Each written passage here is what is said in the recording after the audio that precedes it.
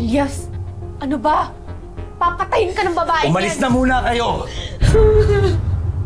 Nakikiusap ako, umalis na muna kayo.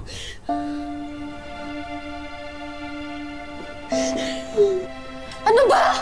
Wala ba kayong gagawin? Baka mapahamak si Elias!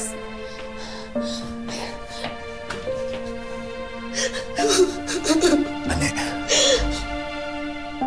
Sige na, baba mo na yan. Kung talagang hindi mo na ako maalala, sana pakinggan mo yung sinasabi ng puso mo.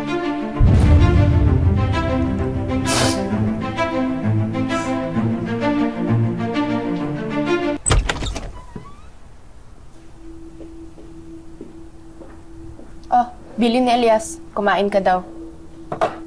Ewan kumain, baka may lasan yan. Hindi ganong tao si Elias. Mali ang pagkakaalam mo sa kanya. Hindi siya masamang tao. E di kainin mo. Kung walang lason.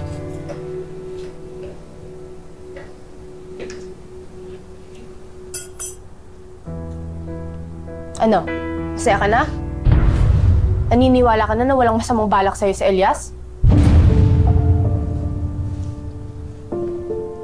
Di ba nagsisinungaling lang kayo lahat? Magkakampi kayo, di ba?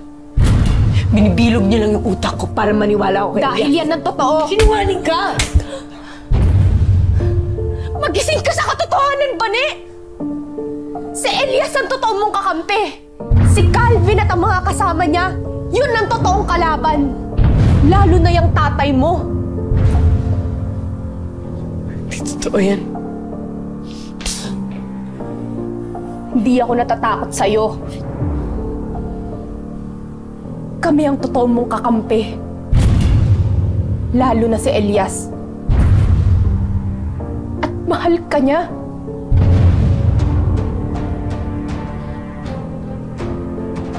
Swerte mo nga eh.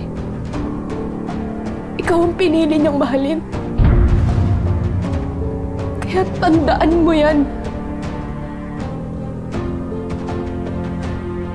Mahal na mahal ka ni Elias. At hindi niya kayang ipahamak ang mga mahal niya sa buhay.